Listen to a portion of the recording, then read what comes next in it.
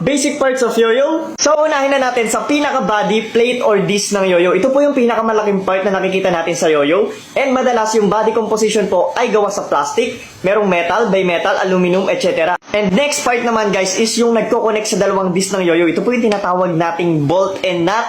Or ito yung minsan ginagamit din is axle. Syempre, kailangan natin ng bearing. So, iba-iba naman yung bearing sizes ng yoyo, guys. Merong maliit, merong malaki, and at the same time, itong mga bearing na to is nasa middle part siya ng yoyo. Next is yung spacer. Syempre, guys, ito ginagamit lang to kapag walang pagpapatungan yung bearing ng yoyo. Pero yung iba meron, yung iba naman ay wala.